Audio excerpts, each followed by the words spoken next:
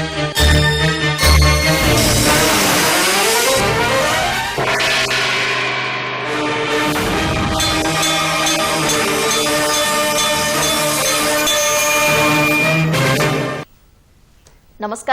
ఘంటారావానికి స్వాగతం. ముందుగా ప్రధాన అంశాలు. నదీ జలాలే అజెండాగా రేపటి నుంచి అసెంబ్లీ. బీఆర్ఎస్ పాలనా వైఫల్యాలను ఎండగట్టేందుకు సిద్ధమైన సర్కార్.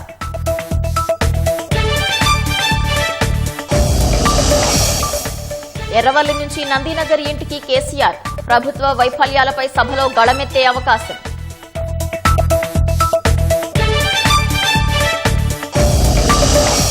ప్రజా సమస్యలపై చర్చించే ధైర్యం సర్కార్కు లేదన్న బీజేపీ.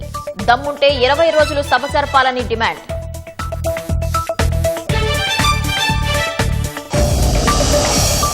సిగాచి పరిశ్రమ పేలుడులో యాజమాన్యంపై చర్యలు.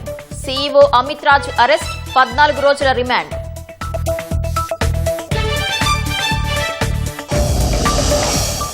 ఐబొమ్మ రవి ఎవరో తెలియదన్న ప్రహ్లాద్. తన పేరుతో పాన్ లైసెన్స్ తీసుకోవడంపై ఆశ్చర్యం.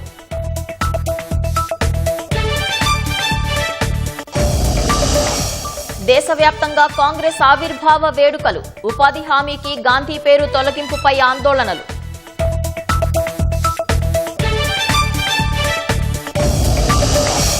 "2025లో భారత్ కీలక మైలురాళ్లు అధిగమించిందన్న ప్రధాని.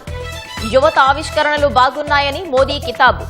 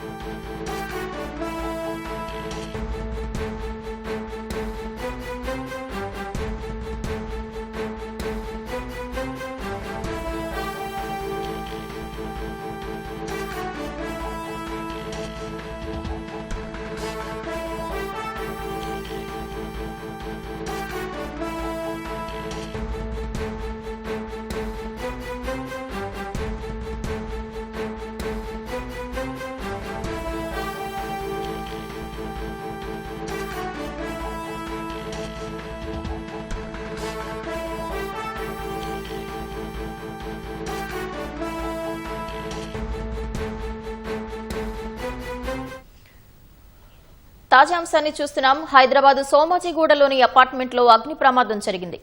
ఆల్పైన్ హైట్స్ అపార్ట్మెంట్లో భారీగా మంటలు ఎగసిపడుతున్నాయి.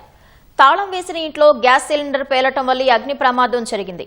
3 ఫైర్ ఇంజన్లతో అగ్నిమాపక సిబ్బంది మంటలను అదుపు చేస్తున్నారు. అపార్ట్మెంట్ మొదటి అంతస్తులో అగ్ని ప్రమాదం జరిగినట్లు తెలుస్తోంది. దీంతో ఆల్పైన్ హైట్స్ అపార్ట్మెంట్ వాసులను ఫైర్ సిబ్బంది ఖాళీ చేయిస్తున్నారు. భారీ శబ్దం రావడంతో అక్కడి అపార్ట్మెంట్ వాసులు భయంతో పరుగులు పెట్టారు. అయితే ఎలాంటి ప్రాణ నష్టం లేదని ఫైర్ సిబ్బంది తెలిపారు.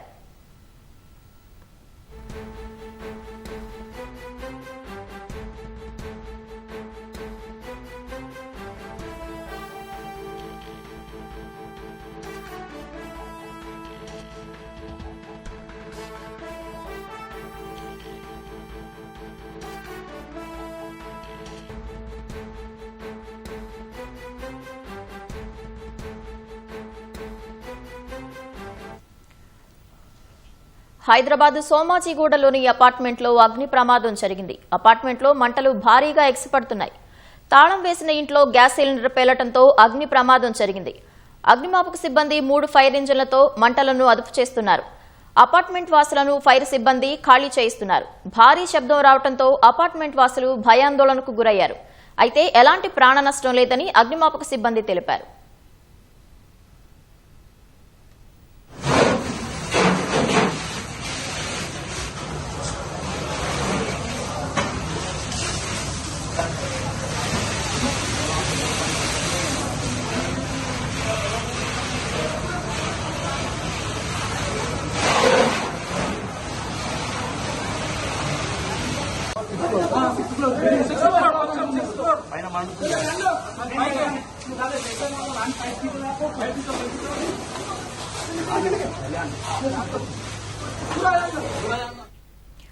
సోమాజిగూడలోని అపార్ట్మెంట్లో అగ్ని ప్రమాదం జరిగింది. ఆల్పైన్ హైట్స్ అపార్ట్మెంట్లో భారీగా మంటలు ఎగసిపడుతున్నాయి. దీనికి సంబంధించిన మరిన్ని వివరాలు మా ప్రతినిధి పవన్ ప్రత్యక్ష ప్రసారం ద్వారా అందిస్తారు.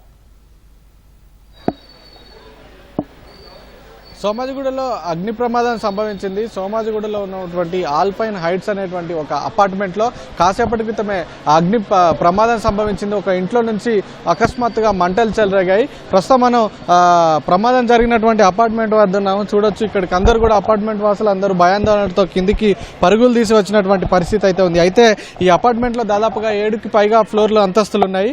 అయితే 5వ ఫ్లోర్లోని ఒక ఇంట్లో ఉన్నట్టుండి ఒక్కసారిగా మంటలు చెలరేగాయి. ఆ మంటలు కాస్త ఇటు 5వ ఫ్లోరు, 6వ ఫ్లోరు, 7వ ఫ్లోరు పై వరకు కూడా కొంత పొగలు అలుముకోవడంతో అయితే అపార్ట్మెంట్లో ఉన్న వాళ్ళందరూ కూడా శ్వాస ఆడక కొంత ఇబ్బందులు పడ్డటువంటి పరిస్థితి అయితే ఉంది. మనం చూడొచ్చు, అంబులెన్స్లో ఇప్పుడే ఈ అపార్ట్మెంట్ వాసులందరినీ ఎవరైతే ఈ పొగ బారిన మంటల బారిన ఇబ్బందులు పడ్డారో వారందరినీ కూడా ఆసుపత్రికి అయితే తరలిస్తున్నారు.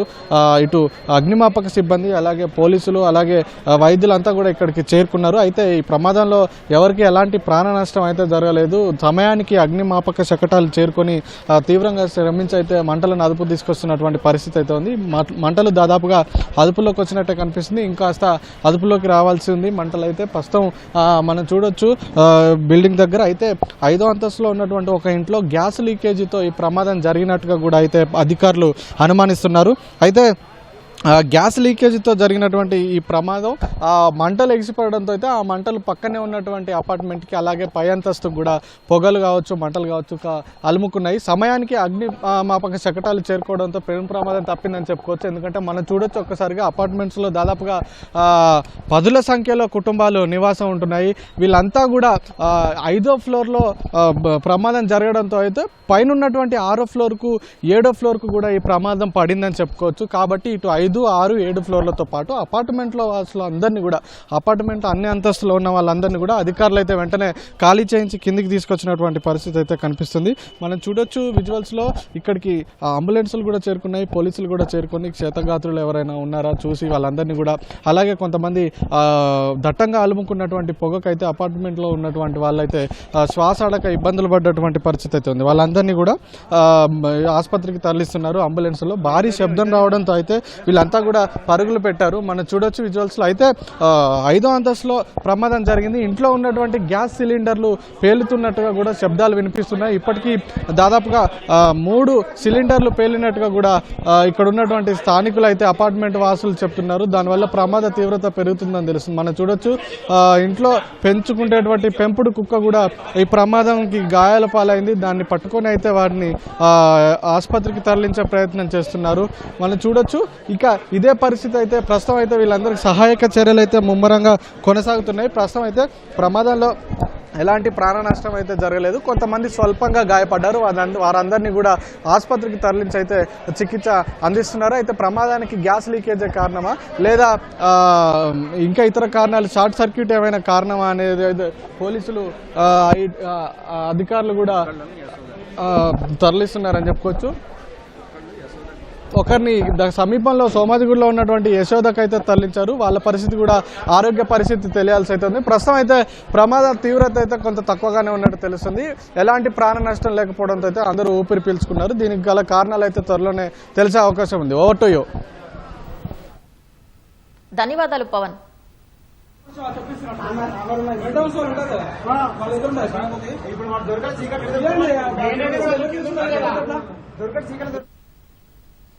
నదీ జలాలు, సాగునీటి ప్రాజెక్టుల విషయంలో అసెంబ్లీ వేదికగా వాదనను ధీటుగా వినిపించేందుకు రాష్ట్ర ప్రభుత్వం సిద్దమవుతోంది.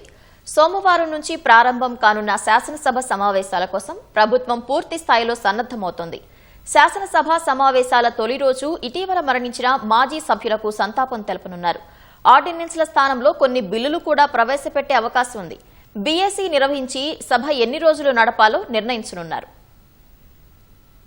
సోమవారం నుంచి ప్రారంభం కానున్న శాసనసభ సమావేశాల్లో సాగునీటి సంబంధిత అంశాలు ప్రధానంగా చర్చకు రానున్నాయి. కృష్ణా నీటి కేటాయింపులు, పంపకాలు, ప్రాజెక్టుల పనులు, ఆంధ్రప్రదేశ్ నీటి వినియోగంపై విస్తృతంగా చర్చ జరగనున్నట్లు తెలుస్తోంది. ప్రత్యేకించి పాలమూరు రంగారెడ్డి ఎత్తిపోతల ప్రాజెక్టు కేంద్రంగా సభలో వాడీవేడిగా చర్చ జరిగే పరిస్థితి కనిపిస్తోంది. ప్రాజెక్టును నిర్లక్ష్యం చేయడం సహా 45 టీఎంసీలకు అనుమతివ్వాలంటూ లేఖ రాయడాన్ని తప్పుబడుతూ ఉద్యమ కార్యాచరణకు బీఆర్ఎస్ సిద్ధమైంది. పాలమూరు రంగారెడ్డి ఎత్తిపోతలతో పాటు నదీ జలాల అంశంపై అసెంబ్లీ వేదికగా పూర్తి స్థాయిలో చర్చకు సిద్ధమని సర్కారు ప్రకటించింది. ప్రభుత్వంపై విమర్శలు చేస్తున్న కేసీఆర్ సభకు రావాలని, అన్ని అంశాలపై లోతుగా చర్చ చేద్దామని ఇప్పటికే ముఖ్యమంత్రి రేవంత్ రెడ్డి ఆహ్వానించారు. శాసనసభ వేదికగా కేంద్ర రాష్ట్ర ప్రభుత్వాల వైఖరిని ఎండగడదామని, అన్యాయాన్ని వివరిద్దామని మాజీ మంత్రులతో నిర్వహించిన సమావేశంలో కేసీఆర్ వ్యాఖ్యానించారు. ఈ పరిస్థితుల్లో సోమవారం నుంచి జరగనున్న శాసనసభ సమావేశాలు ఉత్కంఠ రేపుతున్నాయి.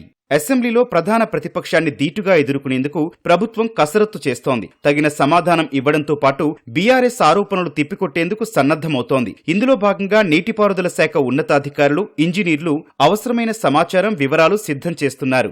అన్ని అంశాలను క్రోడీకరిస్తూ నివేదికలు సిద్ధం చేస్తున్నారు. బీఆర్ఎస్ హయాంలో పరిస్థితి, ప్రస్తుత కాంగ్రెస్ హయాంలో పరిస్థితిపై సంపూర్ణ గణాంకాలతో నివేదికలు రూపొందిస్తున్నారు. పాలమూరు రంగారెడ్డి ఎత్తిపోతల డీపీఆర్ వెనక్కి రావడం, అనంతర పరిణామాలపై ప్రత్యేకంగా దృష్టి సారించారు. నదీ జలాల కేటాయింపులు, ఏపీతో అనుసరించిన వైఖరి, ప్రాజెక్టుల పనులు, అనుమతులు వంటి అన్ని అంశాలకు సంబంధించి పూర్తి సమాచారాన్ని సిద్ధం చేస్తున్నారు. బీఆర్ఎస్ హయాంలో జరిగిన పొరపాట్లు, లోపాలపై సర్కారు ఎక్కువగా దృష్టి సారించింది. వాటి ఆధారంగా ప్రతిపక్షాన్ని ఎరకాటంలోకి నెట్టాలని భావిస్తున్నారు. అప్పట్లో కేసీఆర్ చేసిన వ్యాఖ్యలపై ప్రత్యేకంగా దృష్టి సారించారు. అసెంబ్లీ శీతాకాల సమావేశాల కోసం ప్రధాన ప్రతిపక్షం బీఆర్ఎస్ సన్నద్దమవుతుంది. ఈ నేపథ్యంలో సోమవారం శాసనసభకు కేసీఆర్ రానున్నారని సమాచారం. ఈ మేరకు ఎర్రవల్లి నుంచి హైదరాబాద్ వచ్చిన గులాబీ దళపతి అసెంబ్లీ సమావేశాలకు హాజరు కానున్నారని పార్టీ వర్గాలు తెలిపాయి. గతంలో తాము సగటున 32 రోజులు అసెంబ్లీ నడిపామని, ప్రస్తుత కాంగ్రెస్ సర్కార్ 20 రోజులు మాత్రమే నిర్వహిస్తోందని మాజీ మంత్రి హరీష్ రావు మండిపడ్డారు. సభను నడిపేందుకు ప్రభుత్వం జంకుతోందని దుయ్యబట్టారు. కేసీఆర్ అసెంబ్లీకి వస్తే 10 ఏళ్లలో చేసిన అవినీతిని మొత్తం ఎండగడతామని రోడ్లు, భవనాల శాఖ మంత్రి కోమటిరెడ్డి వెంకటరెడ్డి తెలిపారు. యాదాద్రి భువనగిరి జిల్లా వలిగొండ నుంచి కాటేపల్లి వరకు 49.5 కోట్లతో రోడ్డు నిర్మాణ పనులను మంత్రి ప్రారంభించారు. అనంతరం ఆవిర్భావ దినోత్సవం సందర్భంగా రాజీవ్ గాంధీ విగ్రహానికి పూలమాల వేశారు. బీఆర్ఎస్ హయాంలో ఒక్క ఇల్లు సైతం ఇవ్వలేదని మంత్రి ధ్వజమెత్తారు. కాంగ్రెస్ పార్టీ తెచ్చిన ఉపాధి హామీ పథకానికి కేంద్రం కుట్ర పన్ని గాంధీ పేరు తొలగించిందని ఆరోపించారు. రాష్ట్రంలో ఆర్థిక పరిస్థితులు బాగా లేకున్నా హామీల అమలుకు కృషి చేస్తున్నామని మంత్రి వెంకటరెడ్డి తెలిపారు.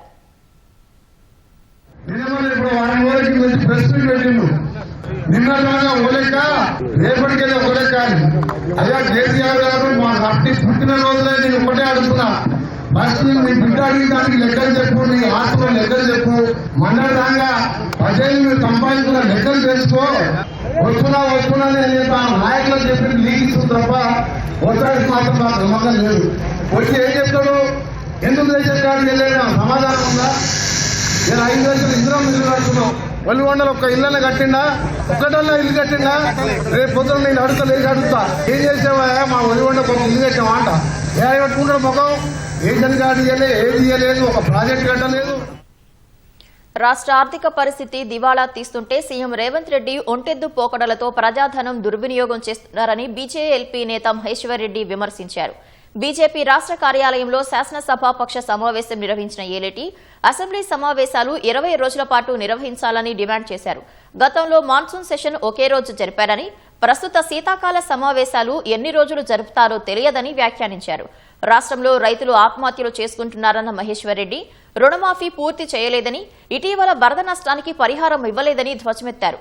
యువతకు, మహిళలకు ఇచ్చిన హామీల అమలేదని ప్రశ్నించారు.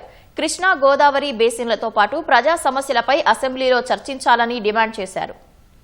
రేవంత్ రెడ్డి గారు ఎన్ని రోజుల నుంచి ప్రజా దర్బార్ నడుపుతున్నారు, ఎన్ని అప్లికేషన్స్ వచ్చినాయి, ఎన్ని అప్లికేషన్ సమస్యలకు పరిష్కారం చేశారో మరి దీని మీద వైట్ పేపర్ రిలీజ్ చేయడానికి మీరు సిద్ధంగా ఉన్నారా అని చెప్పి అడుగుతా ఉన్నాను. మరి పూర్తిగా ఈ రోజు ఆర్థిక పరిస్థితి గాడి తప్పి ఈ రోజు మరి రాష్ట్ర ప్రభుత్వ పరిస్థితి రోజు రోజుకు దిగజారిపోతా ఉంటే మరి ఈ రోజు మీరు ఒంటెద్దు పోకడకు పోయేసి ఎక్కడో ఎవరెవరో తీసుకొచ్చేసి ఫుట్బాల్ ఆడిపిస్తా అని చెప్పి 100 కోట్ల రూపాయలు ప్రజాధనాన్ని దుర్వినియోగం చేస్తున్నారు రేవంత్ రెడ్డి. ఎందుకోసం అని చెప్పి హెచ్చులకు పోతా ఉన్నారు, ఎందుకోసం ప్రజాధనాన్ని దుర్వినియోగం చేస్తా ఉన్నారో దీనికి సమాధానం చెప్పాలని చెప్పి కోరుతా ఉన్నాం. ఈరోజు రాజధాని హైదరాబాద్ ఆగమాగం అయిపోతా ఉన్నది. ఉన్న సిటీని బాగు చేసుకునే పరిస్థితి అయితే ఫ్యూచర్ సిటీ అట. ఈ ఫ్యూచర్ సిటీని రియల్ ఎస్టేట్ సిటీ కింద మార్చే ప్రయత్నం చేస్తున్నాం. దాని మీద చర్చించే దమ్ము ధైర్యం నీకు ఉన్నదా రేవంత్ రెడ్డి? మరి దీనికి సమాధానం చెప్పాలని చెప్పి నేను అడుగుతా ఉన్నాను.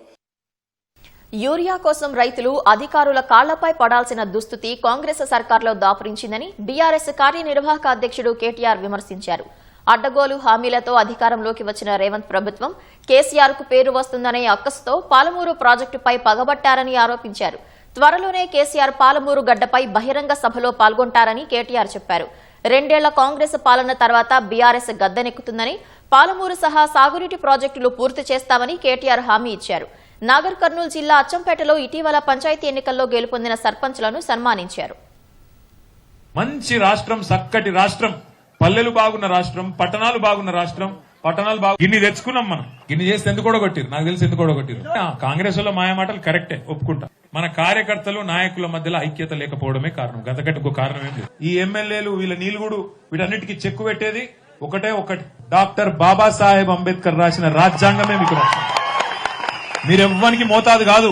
రాష్ట్రానికి ముఖ్యమంత్రి ఎట్లనో గ్రామానికి సర్పంచ్ గారు కూడా గట్లే. కాబట్టి మీరు ఎవ్వరికి మోతాదు కాదు. కాంగ్రెస్ వాళ్ళు ఏం చేయరు, వాళ్ళకు వాళ్ళు తినేదానికే సరిపోతలేదు. మీకేమిస్తారు? వాళ్ళు ఏమి ఇయ్యరు. 2 ఏళ్ల వీళ్ళ కథ. ఆ తర్వాత నెక్స్ట్ 2.5 years మళ్ళా మనమే వస్తాం. అప్పుడు మీరు ఇచ్చిన ప్రతి హామీ నెరవేర్చే బాధ్యత మాది. భూములు మీరు అమ్ముకోండి, మాకు కొంత వాటా ఇవ్వండి అని చెప్పి 5 లక్షల కోట్లు కొల్లగొట్టే ప్రయత్నం ఇలా రేవంత్ రెడ్డి చేస్తా ఉన్నాడు. చీకటి దొంగ ఇద్దరు ఒకటైనట్టు ఇద్దరు కలిసిపోయారు మంచిగా. బీజేపీ కాంగ్రెస్ ఇద్దరు అలైబలై చేసుకుని కలిసిమెలిసి ఉన్నారు. కాబట్టి బీజేపీలను తిట్టాడు, కేవలం మనను మాత్రమే తిడతాడు. సంగారెడ్డి జిల్లా పాసమైలారంలోని సిగాచి పరిశ్రమ సీఈఓ అమిత్ రాజు సిన్హాను పోలీసులు అరెస్టు చేసి రిమాండ్కు తరలించారు. జూన్ 30న పరిశ్రమలో భారీ పేలుడుతో సంభవించిన అగ్ని ప్రమాదంలో 54 మంది కార్మికులు మృతి చెందారు. వారిలో 8 మందికి సంబంధించిన మృతదేహాల నమూనాలు కూడా దొరకలేదు. 2-3 రోజుల పాటు సహాయక చర్యలు సాగాయి. బీడీఎల్ భానూరు పోలీస్ స్టేషన్లో పరిశ్రమ యాజమాన్యంపై కేసు నమోదు చేశారు. ఈ కేసులో పటాన్చెరు డీఎస్పీ ప్రభాకర్ 237 మందిని విచారించారు. చివరకు శనివారం రాత్రి సిగాచి పరిశ్రమ సీఈఓ అమిత్ రాజ్ సిన్హాను అరెస్టు చేసి రిమాండ్కు తరలించారు. ఐబొమ్మ నిర్వాహకుడు ఇమంది రవి కేసులో కీలక పరిణామం చోటు చేసుకుంది. ప్రహ్లాద్ అనే వ్యక్తి డాక్యుమెంట్లు ఇమంది రవి అపహరించినట్లు పోలీసులు అనుమానిస్తున్నారు. దీంతో బెంగళూరులో సాఫ్ట్వేర్ ఉద్యోగం చేస్తున్న ప్రహ్లాద్ ను పిలిపించి పోలీసులు విచారించారు. ఇమంది రవి ప్రహ్లాద్ వెల్లేలా పేరిట పాన్ డ్రైవింగ్ లైసెన్స్ తీసుకున్నట్లు గుర్తించారు. ప్రహ్లాద్ తన రూమ్మేట్ అని ఇమంది రవి గతంలో చెప్పినట్లు తెలిపారు. కస్టడీలో ఉన్న ఇమంది రవి ఎదుటే ప్రహ్లాద్ ను పోలీసులు విచారించినట్లు తెలుస్తోంది. ఇమంది రవి ఎవరో తనకు తెలియదని ప్రహ్లాద్ పోలీసులకు చెప్పినట్లు సమాచారం. తన పేరుతో రవి పాన్ లైసెన్సు తీసుకున్నట్లు తెలిసి షాక్ కు గురయ్యానని ప్రహ్లాద్ తెలిపినట్లు పోలీసులు తెలిపారు. రేపటితో ఐబొమ్మ నిర్వాహకుడు ఇమంది రవి కస్టడీ ముగియనుంది. భారత్ ఈ ఏడాది ఎన్నో కీలక మైలురాళ్లు అధిగమించిందని ప్రధాని నరేంద్ర మోదీ అన్నారు. ఆపరేషన్ సింధూర్తో ప్రపంచ దేశాలకు భారత్ తన సత్తాను చాటిందని మన్ కీ బాత్ కార్యక్రమంలో చెప్పారు. దేశ భద్రత నుంచి క్రీడా మైదానాల వరకు, సైన్స్ ల్యాబ్ల నుంచి ప్రపంచంలోని అతిపెద్ద వేదికల వరకు భారత్ ప్రతి చోట తన ప్రభావం చూపిందని పేర్కొన్నారు. మరోవైపు ప్రజలు ఔషధాల వినియోగం విషయంలో జాగ్రత్తలు తీసుకోవాలన్న ప్రధాని విచ్చలవిడిగా యాంటీబయోటిక్స్ వాడకం సరికాదని హితవు పలికారు. మన్ కీ బాత్ 129వ ఎపిసోడ్లో దేశ ప్రజలను ఉద్దేశించి ప్రధాని మోదీ మాట్లాడారు. ఈ ఏడాది భారత్ ఎన్నో ఘన విజయాలు సాధించిందని తెలిపారు. ఆపరేషన్ సింధూర్ ప్రతి భారతీయుడికి గర్వకారణంగా నిలిచిందని, నేటి భారత్ తన భద్రత విషయంలో రాజీ పడబోదనే విషయాన్ని ప్రపంచానికి చాటిందని చెప్పారు. దేశంలోని ప్రతి పౌరుడికి ఈ ఆపరేషన్ గర్వకారణంగా మారిందన్నారు. వందే మాతర గేయం 150 ఏళ్లు పూర్తి చేసుకున్నప్పుడు కూడా దేశ ప్రజల్లో ఇదే స్ఫూర్తి కనిపించిందని పేర్కొన్నారు. ఈ ఏడాది ప్రారంభంలో జరిగిన మహాకుంభమేళాను చూసి ప్రపంచం ఆశ్చర్యపోయిందని పేర్కొన్నారు. అయోధ్య రామాలయంలో జరిగిన ధ్వజారోహణ కార్యక్రమం ప్రతి హిందువును గర్వపడేలా చేసిందని చెప్పారు. క్రీడల పరంగానూ ఈ ఏడాది చిరస్మరణీయమని మోదీ పేర్కొన్నారు. 12 ఏళ్ల తర్వాత టీమిండియా పురుషుల క్రికెట్ జట్టు ఐసీసీ ఛాంపియన్స్ ట్రోఫీ సొంతం చేసుకుందని, మహిళల క్రికెట్ జట్టు మొదటిసారి వన్డే ప్రపంచ కప్ గెలుచుకుందన్నారు. మహిళల అంధుల జట్టు T20 ప్రపంచ కప్ ను గెలుచుకొని చరిత్ర సృష్టించిందని గుర్తు చేసుకున్నారు. అంతరిక్ష రంగంలోనూ ఈ ఏడాది భారత్ తన ప్రతిభను చాటుకుందని అన్నారు. ఈ సందర్భంగా అంతర్జాతీయ అంతరిక్ష కేంద్రానికి చేరుకున్న తొలి భారతీయుడిగా చరిత్ర సృష్టించిన శుభాంశు శుక్లాను ప్రధాని మోదీ ప్రశంసించారు. దేశ ప్రజలు స్వదేశీ ఉత్పత్తుల పట్ల గొప్ప ఉత్సాహం చూపించారని చెప్పారు. యువశక్తే భారత ప్రధాన బలమన్న ప్రధాని స్టార్టప్, అగ్రికల్చర్, ఫిట్నెస్ అంశాల్లో యువత ఆవిష్కరణలు బాగున్నాయని కితాబిచ్చారు. कुछ दिनों में साल 2026 दस्तक देने वाला है. 2025 ने हमें ऐसे कई पल दिए जिन पर हर भारतीय को गर्व हुआ. देश की सुरक्षा से लेकर खेल के मैदान तक, विज्ञान की प्रयोगशालाओं से लेकर दुनिया के बड़े मंचों तक भारत ने हर जगह अपनी मजबूत छाप छोड़ी. इस साल ऑपरेशन सिंदूर हर भारतीय के लिए गर्व का प्रतीक बन गया. दुनिया ने साफ देखा आज का भारत अपनी सुरक्षा से कोई समझौता नहीं करता. ऑपरेशन सिंदूर के दौरान देश के कोने कोने से मां भारती के प्रति प्रेम और समर्पण की तस्वीरें सामने आई. ఆంధ్రప్రదేశ్లోని నరసాపురంలో ప్రాచుర్యం పొందిన లేస్ క్రాఫ్ట్ గురించి మన్ కీ బాత్ లో ప్రధాని మోదీ ప్రస్తావించారు. తరతరాల నుంచి మహిళలే ఈ అరుదైన లేస్ క్రాఫ్ట్ ని కాపాడుతూ వస్తున్నారని, ఇప్పుడు కొత్త హంగులను చేర్చి ముందుకు తీసుకెళ్తున్నారని తెలిపారు. ఆంధ్రప్రదేశ్ ప్రభుత్వం నాబార్డుతో కలిసి కళాకారులకు కొత్త డిజైన్లు, నైపుణ్యాలు నేర్పిస్తోందని ప్రధాని వివరించారు. आंध्र के नारसापुरम जिले की लेस क्राफ्ट की चर्चा अब पूरे देश में बढ़ रही है. ये लेस क्राफ्ट कई पीढ़ियों से महिलाओं के हाथों में रही है. आज इस परंपरा को एक नए रंग रूप के साथ आगे ले जाया जा रहा है. आंध्र प्रदेश सरकार और नाबार्ड मिलकर कारीगरों को नए डिजाइन सिखा रहे हैं, बेहतर स्किल ट्रेनिंग दे रहे हैं और नए बाजार से जोड़ रहे हैं. नारसापुरम लेस को जीआई टैग भी मिला है. आज इससे 500 से ज्यादा प्रोडक्ट्स बन रहे हैं और 250 से ज्यादा गांवों में करीब करीब 1 लाख महिलाओं को इससे काम मिल रहा है. ఈ ఏడాది దేశ ప్రజలు ఏ విధంగా ఐక్యత, సామరస్యంగా ఉన్నారో అదే విధంగా కొత్త ఏడాదిలోకి అడుగుపెట్టాలని ప్రధాని మోదీ పిలుపునిచ్చారు. నూతన సంవత్సరంలో దేశాభివృద్ధి కోసం తమ ప్రభుత్వం మరిన్ని చర్యలు తీసుకుంటుందని హామీ ఇచ్చారు. కాంగ్రెస్ అంటే భావజాలమని, భావజాలాలకు ఎప్పుడూ చావు ఉండదని ఏఐసీసీ అధ్యక్షుడు మల్లికార్జున ఖర్గే అన్నారు. కాంగ్రెస్ పార్టీ 140వ ఆవిర్భావ దినోత్సవం సందర్భంగా ఢిల్లీ ఏఐసీసీ కార్యాలయంలో జరిగిన కార్యక్రమంలో పార్టీ నేతలు, కార్యకర్తలను ఉద్దేశించి ఆయన ప్రసంగించారు. రాజ్యాంగం, సెక్యులరిజం, పేదల హక్కుల విషయంలో కాంగ్రెస్ పార్టీ రాజీ పడబోదన్నారు. తాము అధికారంలో లేకపోవచ్చు కానీ బేరసారాలు మాత్రం చేయబోమని తెలిపారు. కాంగ్రెస్ పార్టీ ఎప్పుడూ మతం పేరుతో ఓట్లు అడగదన్నారు.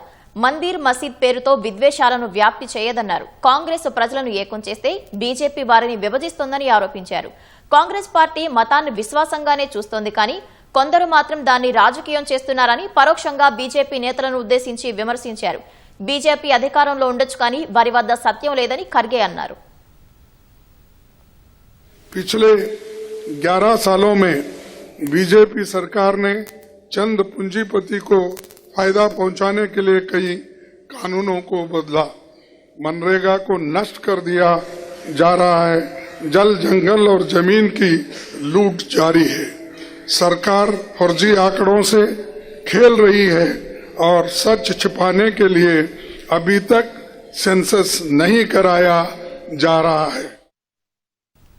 కాంగ్రెస్ అంటే కేవలం రాజకీయ పార్టీ మాత్రమే కాదని, దేశంలోని ప్రతి బలహీనమైన, అణగారిన, కష్టపడి పనిచేసే పౌరుడికి మద్దతుగా నిలిచే భారతదేశపు ఆత్మ గొంతుక అని ఆ పార్టీ అగ్రనేత రాహుల్ గాంధీ అన్నారు. ఢిల్లీలోని ఇందిరాభవన్ ప్రధాన కార్యాలయం వద్ద కాంగ్రెస్ పార్టీ 140వ వ్యవస్థాపక దినోత్సవానికి రాహుల్ హాజరయ్యారు. సత్యం, ధైర్యం కోసం పోరాటాన్ని మరింత బలంగా కొనసాగించి విద్వేషం, నియంతృత్వం, అన్యాయానికి వ్యతిరేకంగా రాజ్యాంగాన్ని పరిరక్షించడమే తమ సంకల్పమని రాహుల్ ఈ సందర్భంగా పోస్టు చేశారు. కాంగ్రెస్ చారిత్రక వారసత్వానికి, భారత స్వాతంత్ర్యం కోసం గొప్ప త్యాగాలు చేసి రాజ్యాంగానికి పునాది వేసిన వారికి, ప్రజాస్వామ్యం, సెక్యులరిజం, సామాజిక న్యాయం, సమానత్వం అనే విలువలను బలోపేతం చేసిన వారికి నివాళులర్పిస్తున్నట్లు రాహుల్ వివరించారు. దేశ ప్రథమ పౌరురాలు త్రివిధ దళాల సుప్రీం కమాండర్ ద్రౌపది ముర్ము జలాంతర్గామిలో ప్రయాణించారు. కర్ణాటకలోని కార్వార్ నౌకాదళ స్థావరం నుంచి కల్వరీ క్లాస్ జలాంతర్గామి ఐఎన్ఎస్ వాగ్షీర్లో వెళ్లారు. నౌకాదళ చీఫ్ అడ్మిరల్ దినేష్ కే త్రిపాఠి రాష్ట్రపతి వెంట ఉన్నారు. అబ్దుల్ కలాం తర్వాత కల్వరీ క్లాస్ సబ్మెరైన్లో ప్రయాణించిన రెండో రాష్ట్రపతిగా ముర్ము నిలిచారు. 2 నెలల క్రితం రాష్ట్రపతి రఫేల్ యుద్ధ విమానంలో గగన విహారం చేశారు. హర్యానాలోని అంబాలా వైమానిక స్థావరం నుంచి రఫేల్లో ప్రయాణించారు.